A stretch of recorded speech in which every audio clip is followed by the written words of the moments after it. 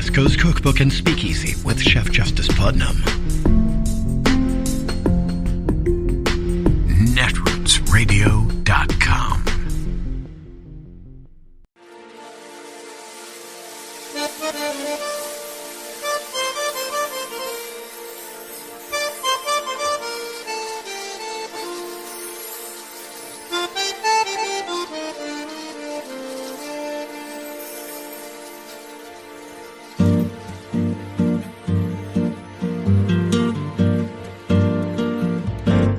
Je voudrais du soleil vert, des dentelles et des théières, des photos de bord de mer, dans mon jardin d'hiver.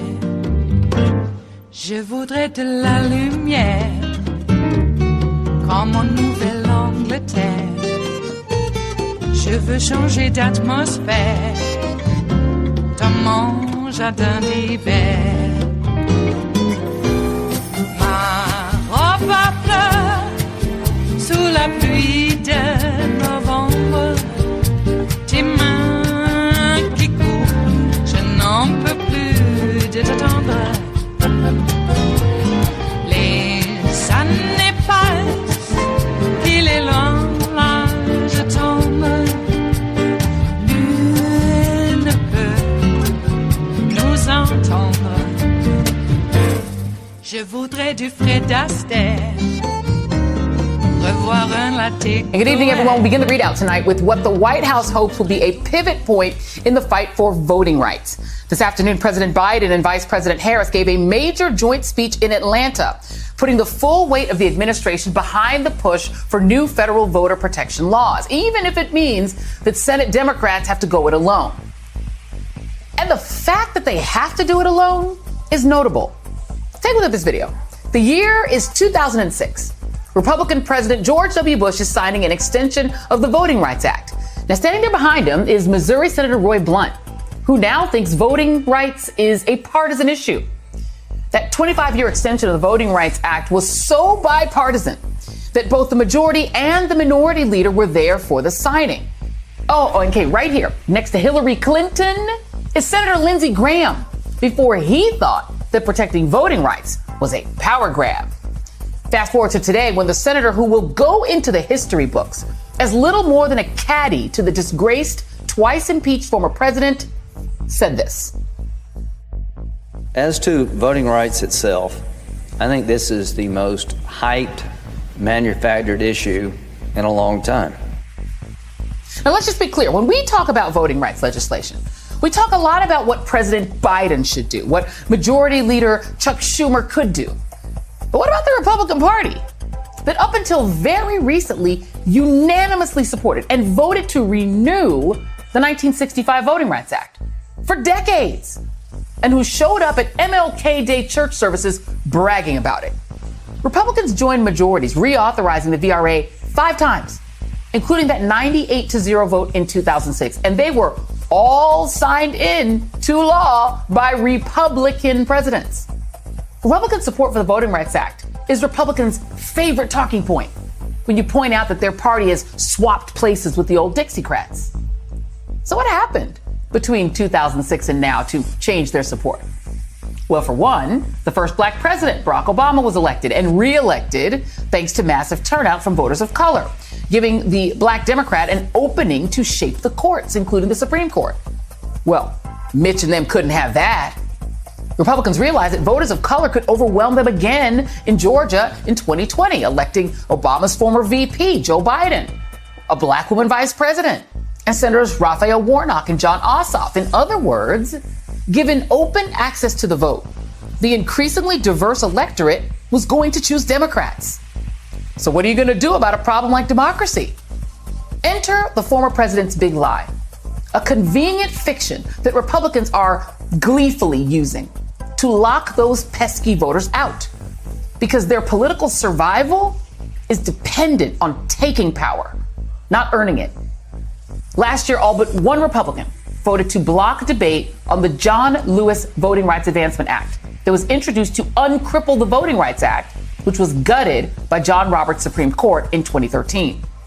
16 of those same Republicans who voted to reauthorize the Voting Rights Act in 2006 are still there, including none other than current Senate Minority Leader Mitch McConnell. Today, in John Lewis's home district, President Biden called out those Republicans who refused to stand up to the disgraced former president's big lie, urging the Senate to approve the voting bill named for the late civil rights leader and another, the Freedom to Vote Act. I've been having these quiet conversations with the members of Congress for the last 2 months. I'm tired of being quiet. We must find a way to pass these voting rights bills. Debate them, vote, let the majority prevail. And if that bare minimum is blocked, we have no option but to change the Senate rules, including getting rid of the filibuster for this. Senate Majority Leader Chuck Schumer says that he plans to bring up the voting rights bills tomorrow. And while the president's support for the rules change is welcome, it's also why voting rights activists are frustrated, with several groups sitting out today's speech, preferring concrete action over yet another wonderful statement of principles.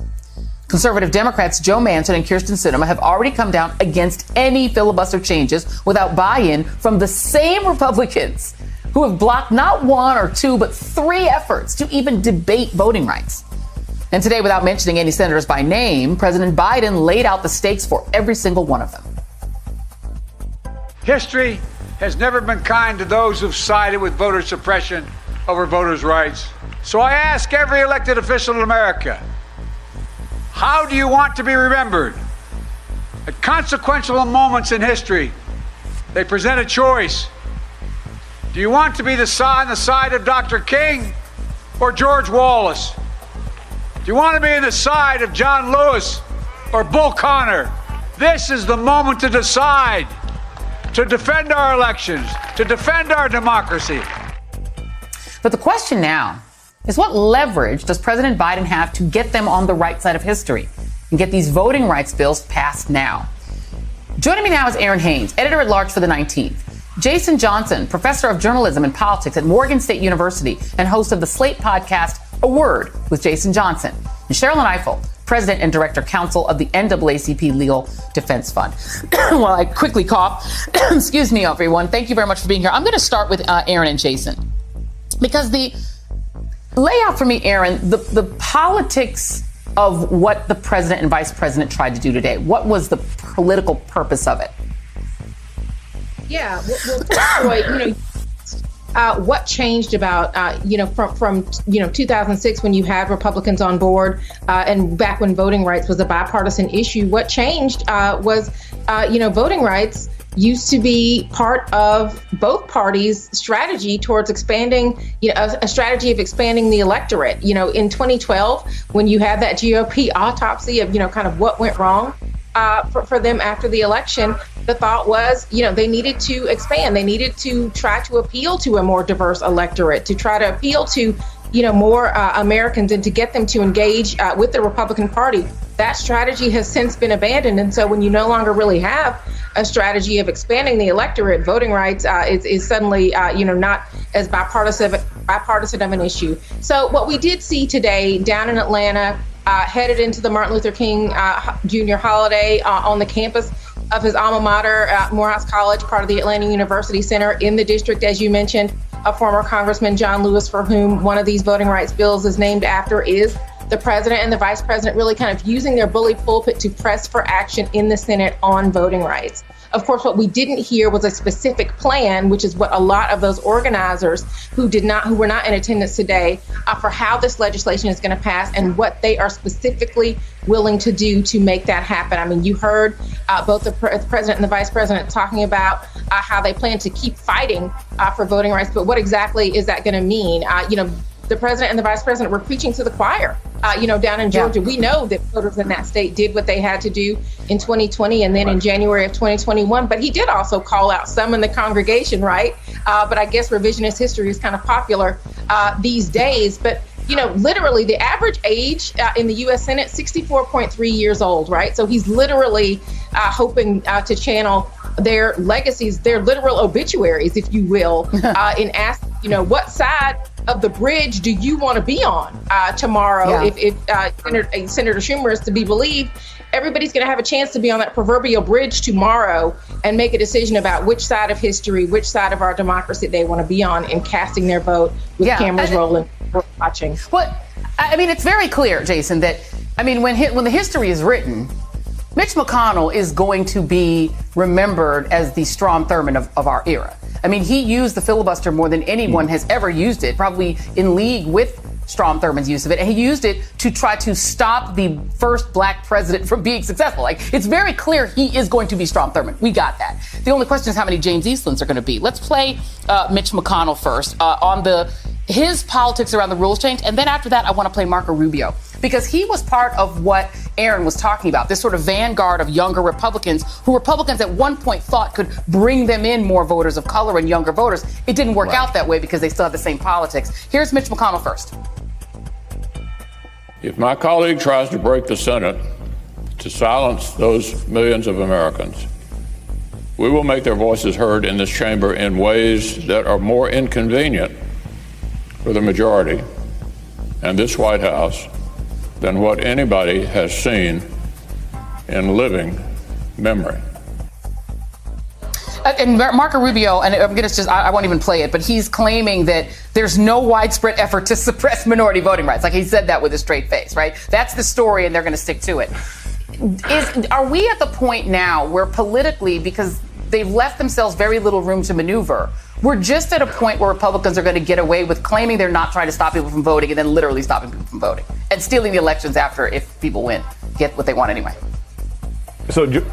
So first, Joe, I want to let you know that we don't know what the history books will say about Mitch McConnell, because when we talk about his voter suppression, isn't that critical race theory? And aren't they trying to make that illegal too? So we don't even know. We don't know what the history books could say about this when we get there. Here's the problem. It's very clear what their plan is. They want politicians to be able to pick voters instead of voters picking politicians. And here's why this is important based on what Biden said today. Look, it was a forceful speech. That's great. That's wonderful. The truth of the matter is, Biden said at a town hall in October that he was in favor of some sort of reform.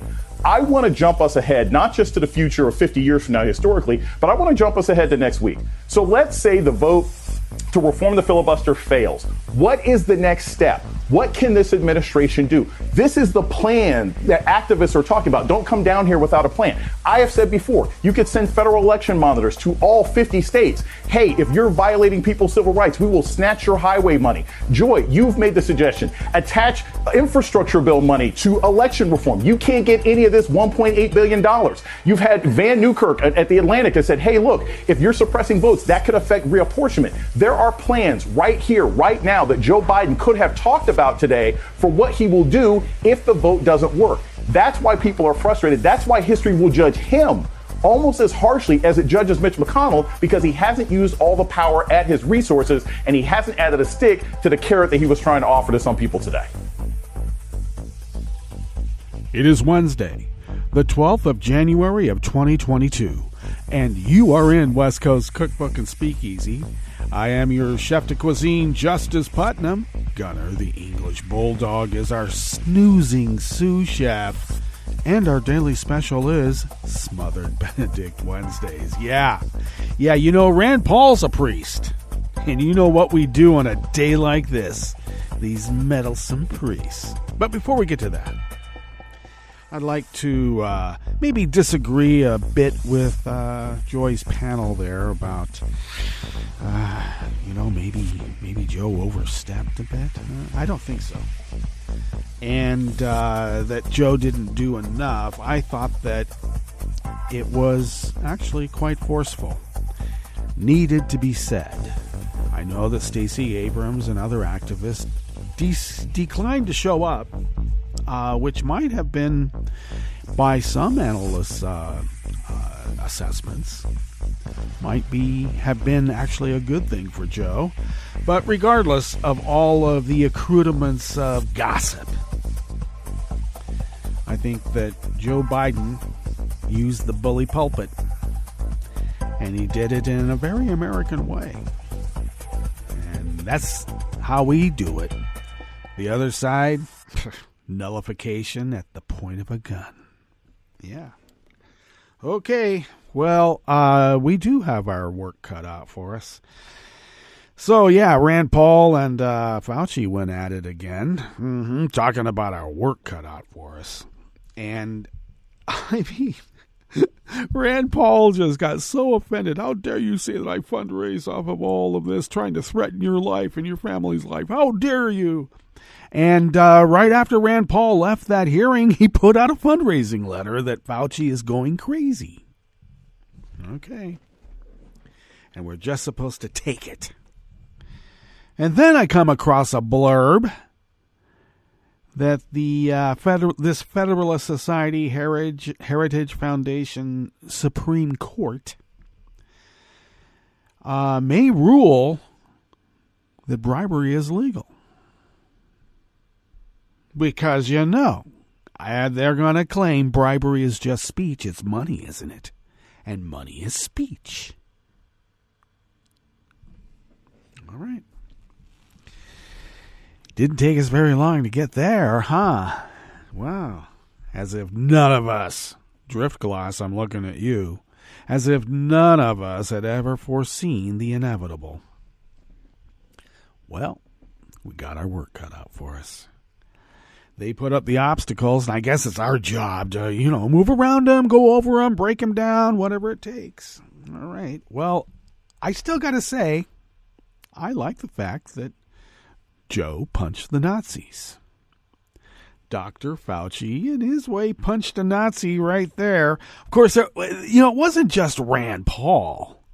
I don't have it in front of me, but there was another senator of the Republican ilk. Yeah, I'm old enough to say ilk. Who also displayed some either astounding stupidity or just crass optimism. Opportunism. I'll get it out. I need more coffee. Yes, crass opportunism in his denial of the facts. That, I remember exactly, I don't remember the senator's name, but it was a tete-a-tete over Fauci's hidden portfolio. Stock portfolio, investments. Why won't you let anyone know what your investments are? I have. They're all public knowledge. Why won't you put them out on public basis so people can find them? They're right there. Look, I'll show you on my phone. That was the guy that some people had written the story that Fauci had said, what a moron, on a hot mic in reference to Rand Paul, which everybody understands. I mean, that's just a given, right? You don't even need to mutter it. But it was towards this senator, and I don't have his name in front of me. I apologize. So, yeah. And what a moron. And, then Dr. Fauci also invoked the name of our Lord. Well, maybe yours. Theirs.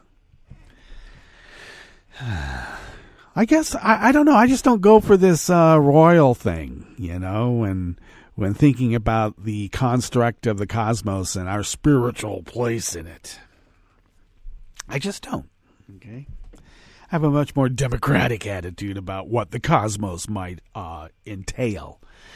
Actually, the democratic acknowledgement of what the cosmos might entail is that it is utter chaos. And if we're able to put a little bit of order and compassion in this little bubble in the midst of all that chaos, well, then we've done a good thing, haven't we? Yeah, it's called survival. And advancement of the species and all the other species with us. Hey, don't forget about them.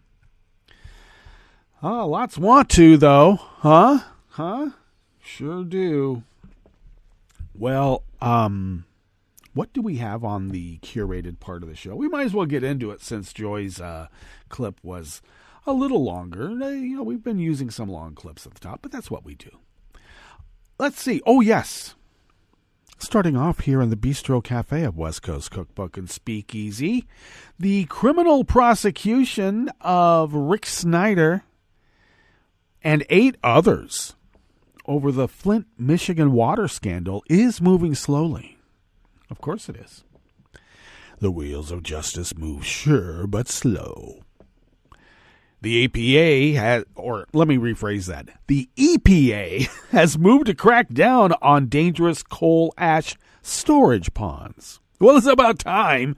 We've only been talking about this since even before Silkwood. And because of elevated threats from violent extremists, the Justice Department is establishing a specialized unit focused on domestic terrorism. And the Republicans will claim they're coming after us. And you know what? You're right.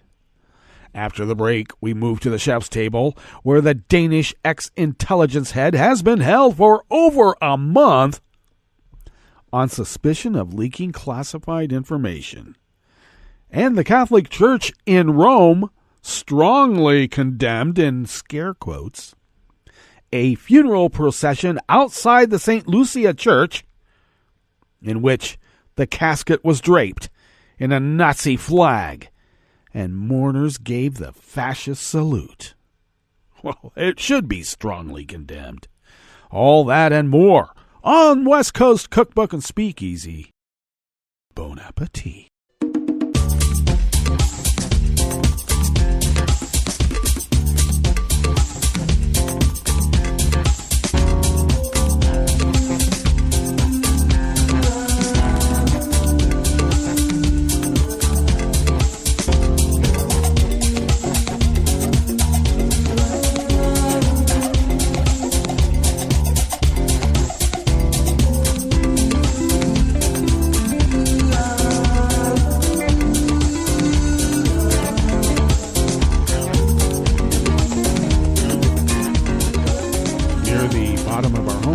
At netrootsradio.com. To the right of the page is the chat room link, and the chat room is monitored by Kelly Lincoln. Thank you, Kelly. Across the page from the chat room link is the link, and that's all, of course, near the bottom of our homepage at netrootsradio.com, is the link to our Patreon page. And if you could become a recurring Patreon of Netroots Radio and help us pay our bills and continue the continuous upgrades on hardware and software, it really helps us.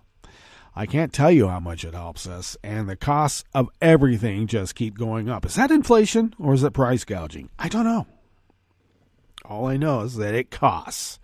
And they never give us a discount. They never the prices never come down. Let's just put it that way. They lure you in with what they call a discount. Okay. Just like the pusherman in the days of yore. And next thing you know, you're hooked. And you can't get away because you're so dependent on it. And I'm sorry, but we work hard at what we do here. And even though it seems jovial and off the cuff, there is actually quite a bit of whiplash order. Yes, self-imposed, but hey, that's what it takes, doesn't it? Anyway, back to the matter at hand. If you could afford an espresso-type coffee drink, and if you could afford to send those funds to us once a month, it really does help us pay those bills, and it really does help us continue the continuous upgrades on hardware and software to keep this powerhouse of resistance resisting.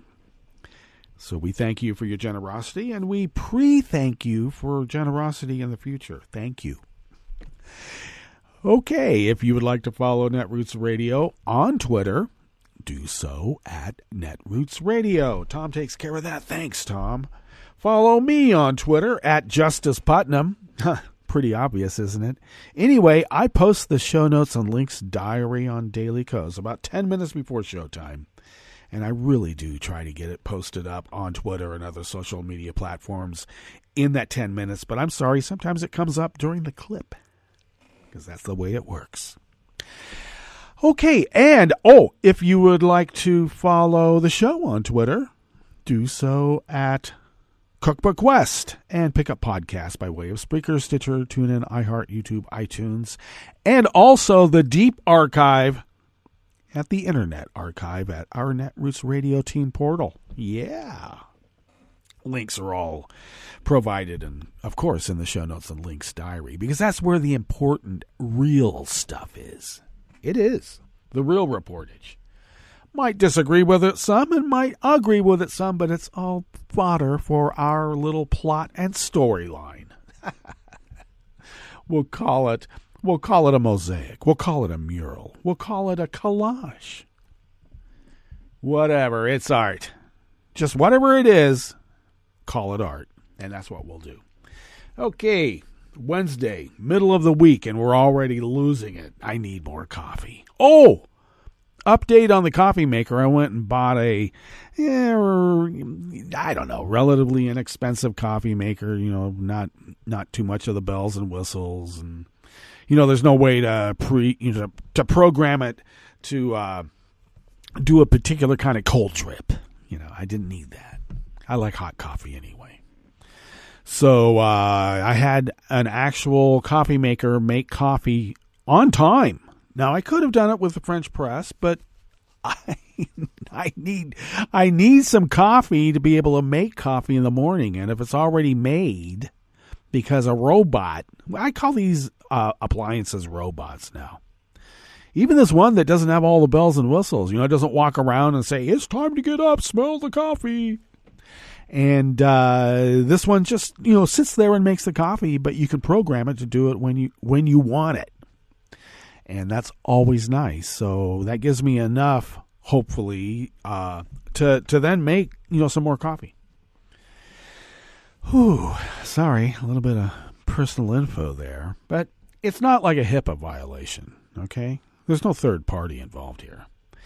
All right, this first offering here in the Bistro Cafe of West Coast Cookbook and Speakeasy is by Ed White out of the Associated Press.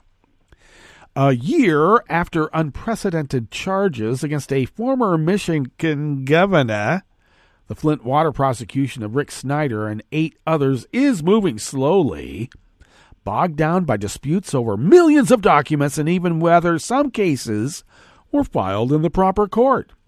Snyder, a Republican, of course we know this guy, is charged with willful neglect of duty arising from decisions to switch Flint's water supply to the Flint River in 2014-15 without treating it to reduce the corrosive effect on aging urban pipes. Lead contaminated the system, a disastrous result in the majority black community. But, it's just happening to the blacks. Just like they thought the pandemic was. Oh, it's only hurting those people. We don't have to worry about it. It's only hurting those people. And then when it started hurting the white families, oh my God, did you hear the uproar? Finally, uproariously uproar. Snyder's name was the biggest in the indictments announced by the Attorney General's office in January of 2021, although he's facing misdemeanors, while other senior members from his administration are dealing with more serious charges. Indeed, former Michigan Health Director Nick Lyon is charged with involuntary manslaughter related to 9 Flint area deaths blamed on Legionnaire's disease during the water switch. Some experts have pointed to bacteria in the river water for the outbreak. Lyon and his lawyers were returning to court today to argue he didn't owe a personal duty to individual citizens under Michigan law and that his case should be dismissed. Well, you're just little people. I don't owe you. Mr. Lyon was a public administrator, not a health expert, and scores of qualified individuals at the state and local levels were investigating and responding to the outbreak at his direction. Exactly. At his direction, his lawyer said, okay? It was at his direction. And in spite of the experts' warnings, he said he knew better. That's right, he's not a health expert. Prosecutors insist Lyon can be held criminally responsible because he knew about a rise in Legionnaire's cases long before it was publicly announced, and he could have done more. Dr. Eden Wells, who was Michigan's chief medical executive, faces the same charges.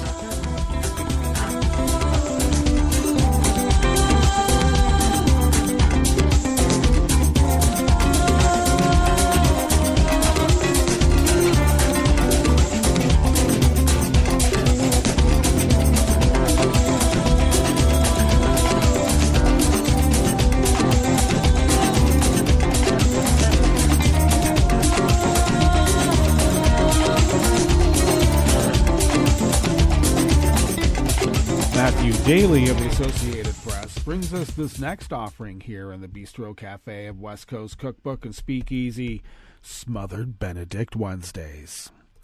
The Environmental Protection Agency is taking its first major action to address toxic wastewater from coal-burning power plants, ordering utilities to stop dumping waste into unlined storage ponds and speed up plans to close leaking or otherwise dangerous coal ash sites. Plants in 4 states will have to close the coal ash ponds months or years ahead of schedule, the EPA said yesterday, Tuesday, citing deficiencies with groundwater monitoring, cleanup, or other problems. Coal ash, the substance that remains when coal is burned to generate electricity, contains a toxic mix of mercury, cadmium, arsenic, and other heavy metals. It can pollute waterways, poison wildlife, and cause respiratory illness among those living near massive ponds where the waste is stored.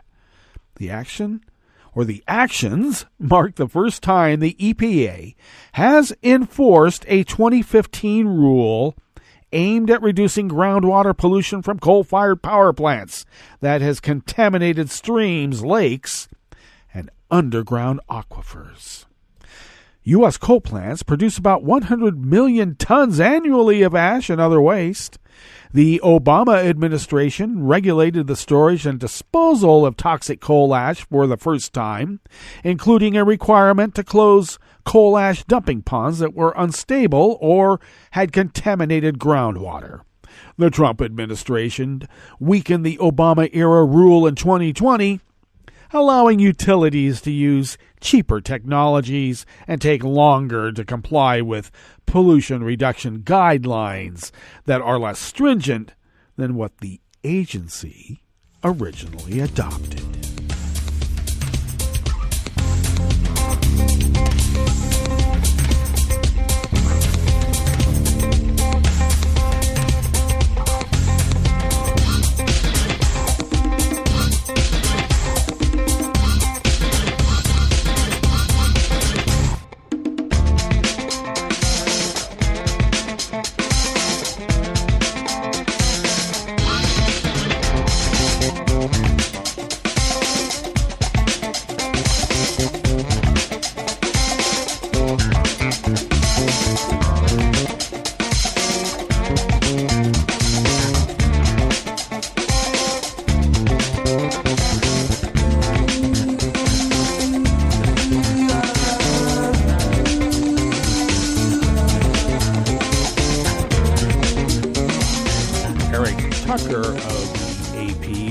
This final offering here in the Bistro Cafe of West Coast Cookbook and Speakeasy.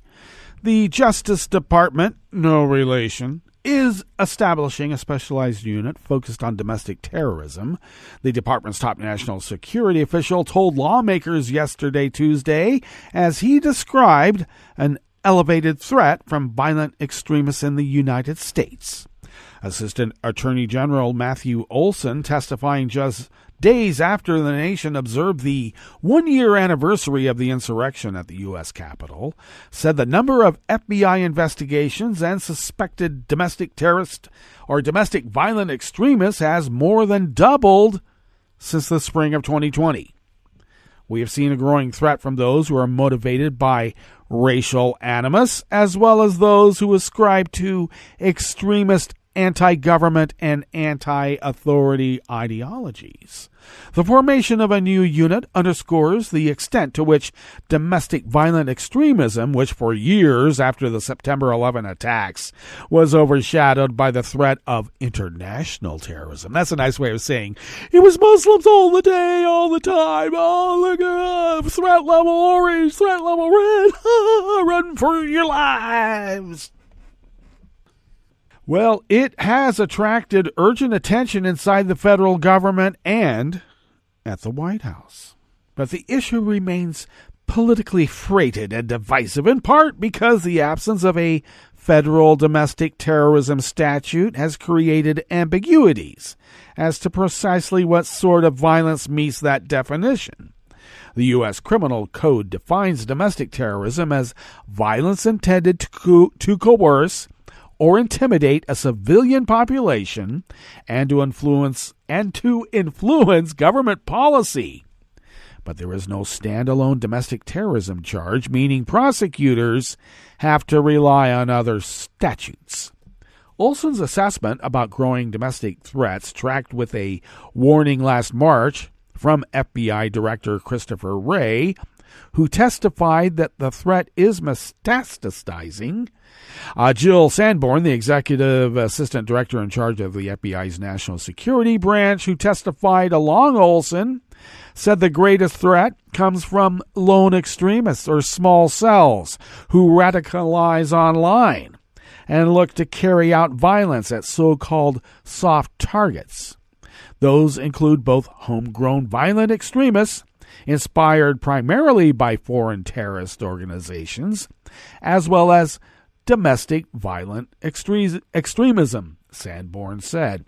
You know, a lot of the online programming comes from one of the most popular right-wing fascist podcasts on the air, or the tubes, and that would be Bannon's podcast. He who says we must go after soft targets. He who makes proclamations as if he's, well, Ayatollah Bannon. And he's waking up his sleeper cells. All right, let's get to our break. And when we get back from that break, we will go through weather from around the world, and we will finish up with the stories that we've curated for you today. You are listening to West Coast Cookbook and Speakeasy, and we will be right back. You are listening to netrootsradio.com.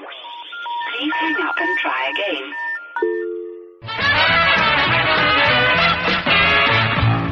From a point at sea to the circles of your mind, a new force is at work for planetary transformation.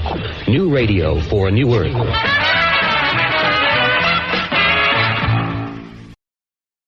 This is Take Two Movie Review. I'm Mike Friend. This week, grimy, gritty, gorgeous. In 1946, Tyrone Power, looking to expand his range, requested that his studio, 20th Century, buy the rights to a then-new novel by William Gresham called Nightmare Alley. His intention was to play the sleazy protagonist, carnival mentalist, the Great Stanton. Now considered one of the great noirs and Power's best work, it was not a box office success. Into the remake breach in 2021, though, have stepped director Guillermo del Toro and Bradley Cooper in the role of Stanton. We first meet Stanton Carlyle exiting a burning house, explained later, and stumbling into a low-rent traveling carnival where he finds employment, fascination with a mind-reading act done by Xena and her alcoholic husband, as well as a love interest, Molly, played by Rooney Mara. After Pete's death, Xena teaches the act to Carlyle, who absconds with it after the other carnies turn on him over his relationship with Molly. For Act 2, the pair head to Chicago, doing the act for upscale audiences where the great Stanton runs into Cate Blanchett's psychologist character, Dr. Ritter, first as a doubter in the audience, then a co-conspirator, and then, well, no spoilers. Every character here has an evil and sometimes scary backstory, and there are no happy endings, only a hopeless moral circularity in the conclusion. Everyone ends up in their place, and therein is contained some political and socio-economic commentary which isn't dated. Like other Del Toro picks, the set design and costumes are amazing and might even be responsible for the added runtime for this version of Nightmare Alley. After all, if you're going to design a world this well, why not stay a while? This has been Take Two Movie Review. I'm Mike Friend. Catch up with us at TakeTwoMovieReview.com and feed us back on our channel on YouTube.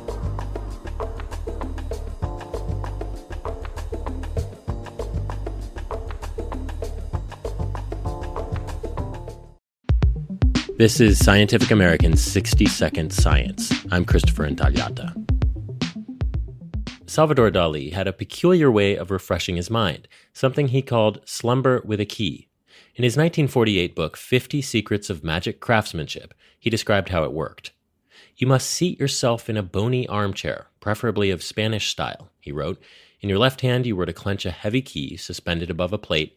Then, he continued, you will have merely to let yourself be progressively invaded by a serene afternoon sleep, like the spiritual drop of anisette of your soul rising in the cube of sugar of your body. As you drifted off, the key would slip from your fingers and clang on the plate, awakening you.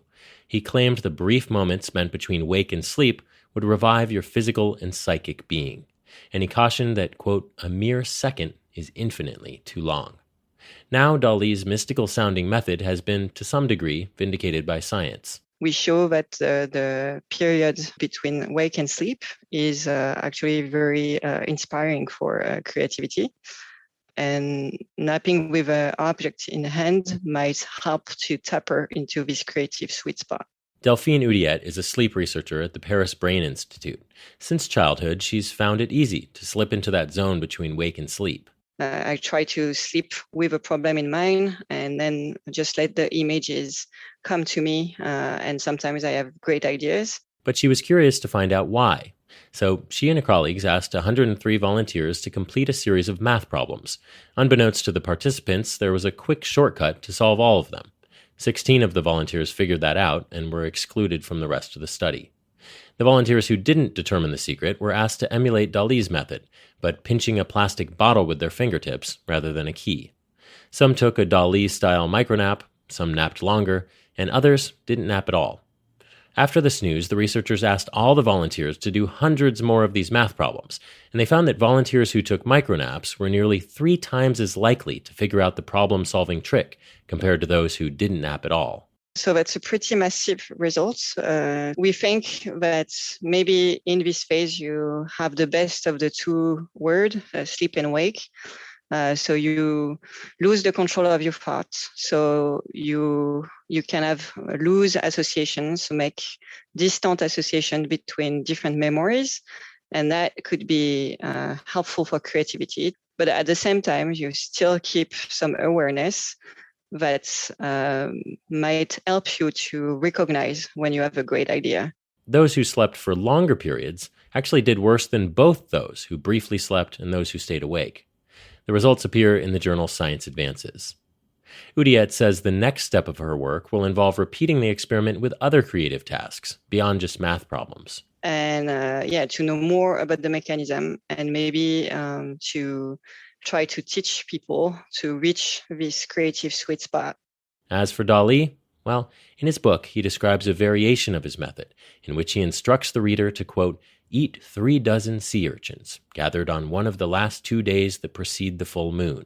He specified that these sea urchins should be eaten preferably in the spring. May is a good month.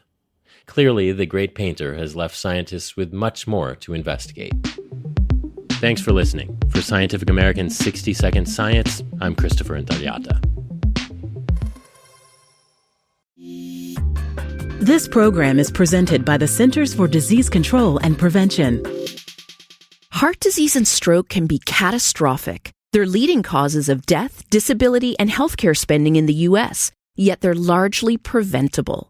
Alarmingly, heart disease and stroke are taking a toll on middle-aged adults 35 to 64, with over 800,000 deaths and hospitalizations in 2016. Million Hearts is a national initiative focused on preventing 1 million heart attacks, strokes, and other cardiovascular events by 2022. Coordinated actions by Million Hearts partners in communities, healthcare, and public health will keep people healthy, optimize care, and improve outcomes in populations at risk. Everyone has a part to play. Focus on the ABCs of heart health. A. Aspirin use when appropriate. B. Blood pressure control. C. Cholesterol management. And S. Smoking cessation. To learn more, visit cdc.gov/vital signs. For the most accurate health information, visit cdc.gov or call 1-800-CDC-INFO. 1 in 6 Americans get sick from eating contaminated food each year. Contamination caused by salmonella is especially common. It's sometimes found in poultry, eggs, ground beef, pork, and even peanut butter. To reduce your risk from this and other foodborne germs, remember to clean, separate, cook, and chill. Clean your hands with soap and water. Separate raw meat, poultry, and seafood from other foods. Wash counters, cutting boards, and utensils before and after using them. Cook all food thoroughly and use a food thermometer to make sure food is cooked. Promptly chill meat, poultry, eggs, and other perishables. Finally, don't prepare food for others if you're sick, and be extra careful when you prepare food for children, pregnant women, the elderly, or people in poor health. To learn more about making food safer to eat, visit www.cdc.gov/vital signs. Hi, I'm Tom Hartman, and since you're listening to netrootsradio.com, show your progressive side and go to the donate button on the bottom of the homepage. It's progressives like you who power Netroots Radio and keep the progressive message beaming everywhere 24 hours a day. Just go to our donate button at the bottom of netrootsradio.com. Thank you for keeping progressive radio at full power.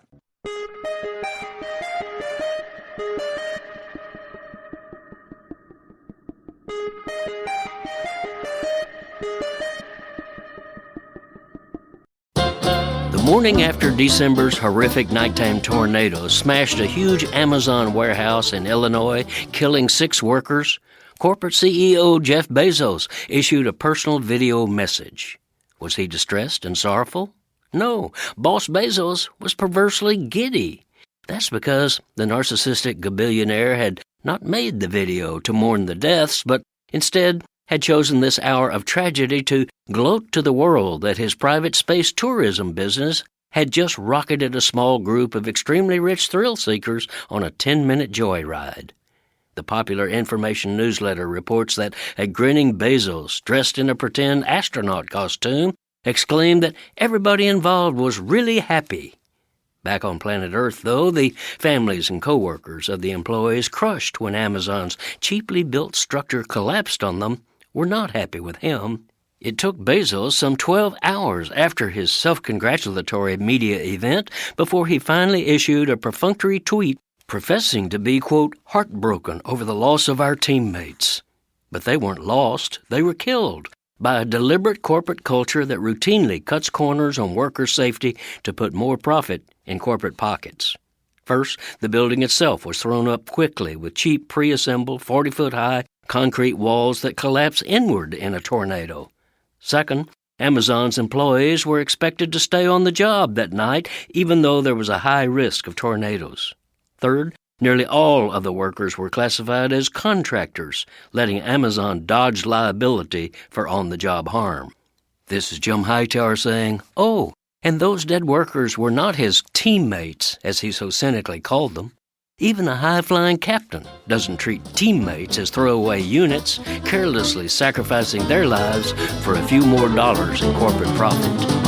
Howdy-ho, folks. Thanks for tuning in and sharing my weekly commentaries. Also, please join me for a live web show I host every other Tuesday, the Hightower Lowdown Happy Hour at the Chat and Chew Cafe. You can join the action live online as I chat with grassroots leaders and progressive sparklies from around the country. Go to hightowerlowdown.org/chat-and-chew to find out about upcoming guests and watch past episodes. That's hightowerlowdown.org/chat-and-chew. Welcome to 60 Second Civics, the daily podcast of the Center for Civic Education. I'm Mark Gage. The American colonists were already unhappy about the proclamation of 1763, which was meant to keep them out of Native American lands west of the Appalachians. But then the British took another step that angered Americans. In 1764, Parliament passed the Sugar Act. This, Parliament hoped, would raise badly needed revenue by reducing an older tax, the Molasses Act of 1733, but stepping up enforcement. The American colonists were accomplished at evading British taxes. The British had levied taxes on molasses so that American colonists would buy the product from the British West Indies rather than from less expensive French and Dutch sources. The colonists made rum from the molasses. Stepped-up enforcement meant that the colonies had to pay more for molasses and other products, which caused the rum industry in the colonies to decline. This upset the colonists, and sporadic protests erupted in New England. The Sugar Act, therefore, became another cobblestone in the road to the American Revolution. That's all for today's podcast, 60 Second Civics, where civic education only takes a minute.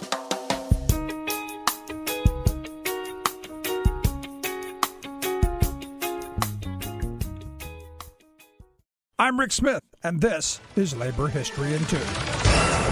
On this day in labor history, the year was 1932. A very unusual army marched on Washington, D.C. Pro-labor Catholic priest Father James Renshaw Cox led the march. Father Cox had worked as a cab driver and steel worker before attending seminary and serving as a chaplain in World War I. After the war, as a pastor in Pittsburgh, he organized food assistance for those hit hard by the Great Depression.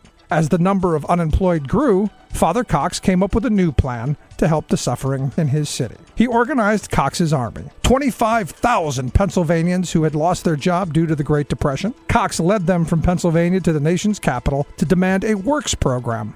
Cox led them from Pennsylvania to the nation's capital to demand a public works program to put people back to work. The protest was the largest in Washington, D.C. up until that time. It was considered a great embarrassment to Republican President Herbert Hoover, yet the president still did not move to provide government assistance. Such inaction helped to usher in the era of Democrat Franklin Delano Roosevelt's presidency, whose New Deal policies included public jobs programs.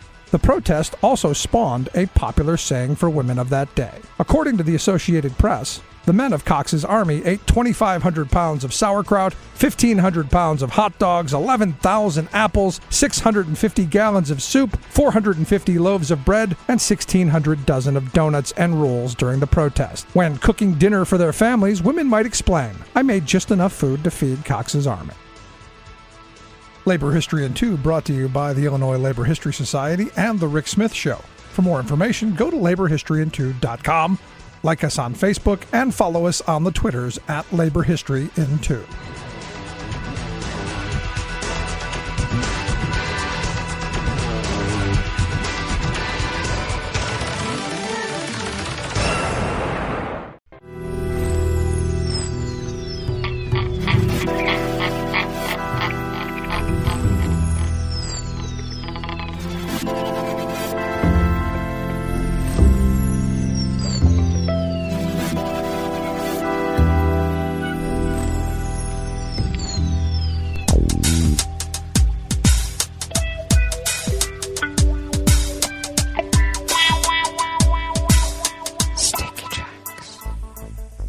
Thank you for accompanying us here to the chef's table at West Coast Cookbook and Speakeasy Smothered Benedict Wednesdays.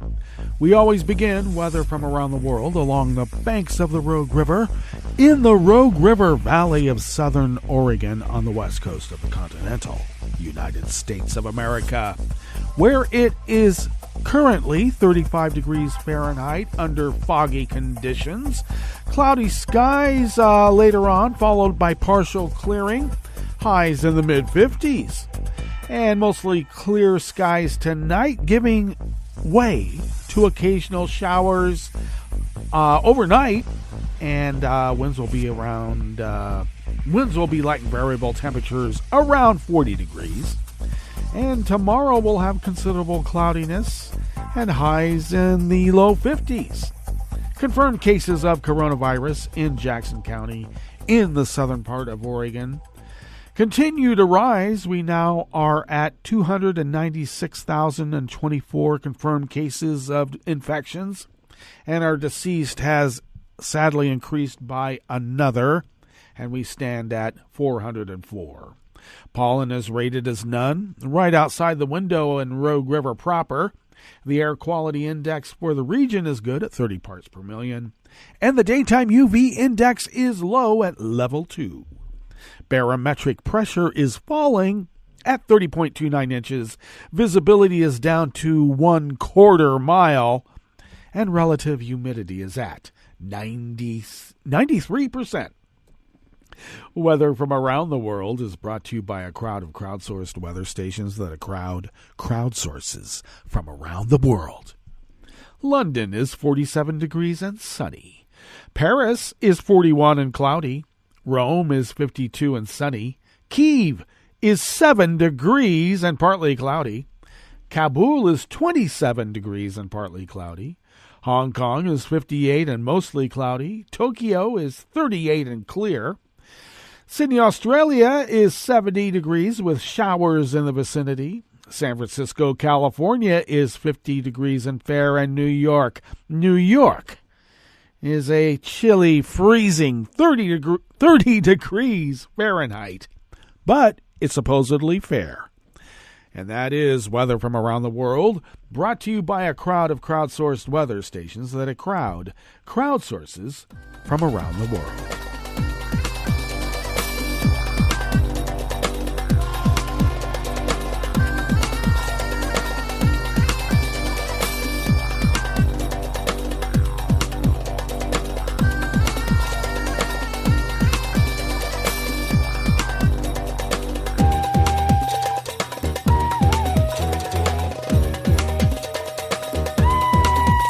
Jan M. Olson of the Associated Press brings us this first amuse-bouche here at the Chef's Table at West Coast Cookbook and Speakeasy. The man who has headed both of Denmark's intelligence agencies at different times has been detained for over a month on suspicion of disclosing highly classified information from the intelligence services, a Danish court has revealed. The revelation has sparked speculation that Lars Finsen was considered too open toward the media. 4 suspects with Denmark's 2 intelligence agencies, 2 from each, were detained. 3 have since been released, while Finsen remains in pretrial custody. His name has been protected by a court-ordered ban, but that was removed on Monday. Finsen headed the domestic security service known by its Danish acronym PET. From 2002 to 2007, he then headed the Foreign Intelligence Service known as FE from 2015 until he was suspended in August of 2020 after an independent watchdog heavily criticized the spy agency for deliberately withholding information and violating laws in Denmark. Writing in the Politiken newspaper yesterday, Tuesday, the former operative head for PET questioned whether Finsen had done anything wrong. Hans-Jørgen Bernischen described Finsen as the person in Denmark, and probably also internationally, who has the deepest insight into the soul, means, and methods of the intelligence service. Bernischen said Finsen made the largest turnaround process in PET's history. We created a modern organization with greater openness about the work of the service, with a website, annual report, meetings were held with the press, and interviews were given. I find it infinitely difficult to see that such a profile has a motive for national harm, but let the process determine this, Bernischen wrote.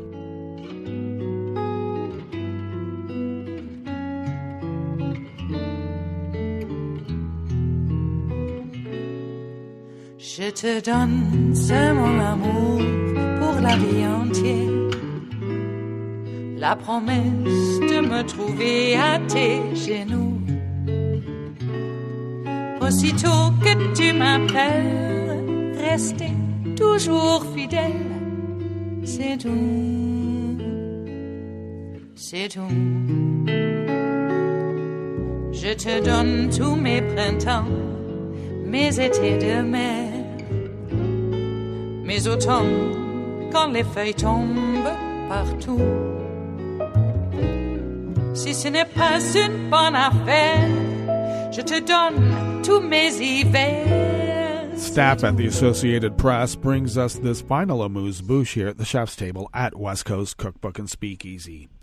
The Catholic Church in Rome on Tuesday yesterday strongly condemned as offensive and unacceptable a funeral procession outside a local church in which the casket was draped in a Nazi flag and mourners gave the fascist salute.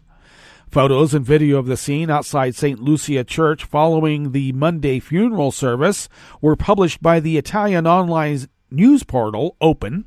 They showed about 24 people gathered outside the church as the swastika-draped casket emerged, shouting, "Presente," with their right arm extended in the fascist salute. In a statement, the Vicariate of Rome strongly condemned the scene and stressed that neither the parish priest nor the priest who celebrated the funeral knew what was going to transpire outside after the funeral mass ended. It called the swastika emblazoned Nazi flag a horrendous symbol irreconcilable with Christianity. Indeed. Well, that brings us to the end of our broadcast period for the day, but you do know Netroots Radio broadcasts on, and we're going to meet up tomorrow for Metro Shrimp and Grits Thursdays. So do stay tuned to Netroots Radio all day and all night for all the breaking news as it breaks, and we'll meet up here tomorrow, right here in West Coast Cookbook and Speakeasy. Bon appetit.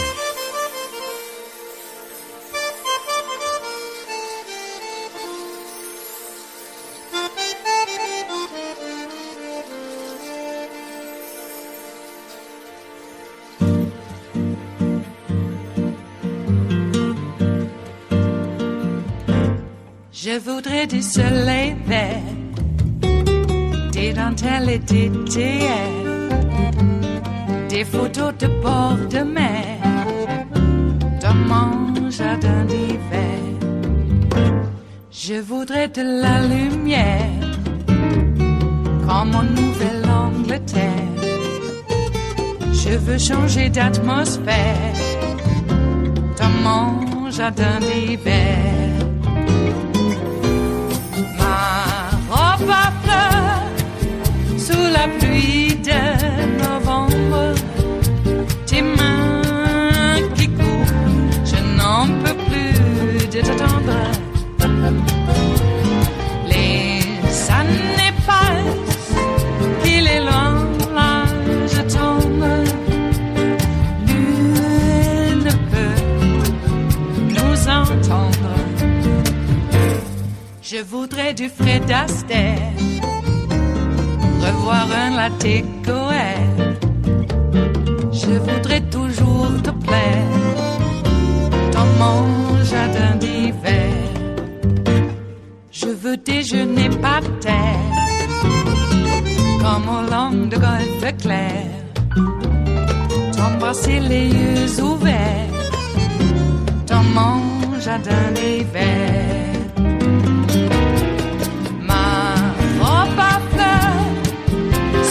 Pluie de novembre, tes mains qui courent, je n'en peux plus de t'attendre. Les années passent, il est loin, là je tombe. Nul ne peut nous entendre. Ba-da-da-dum-di-da-dum. Ba-da-da-dum-di-da-dum. Ba-da-da-dum-di-da-dum. Dans mon jardin d'hiver. Ba-da-da-dum-di-da-dum. Ba-da-da-dum-di-da-dum. Ba-da-da-dum-di-da-dum. Dans mon jardin d'hiver.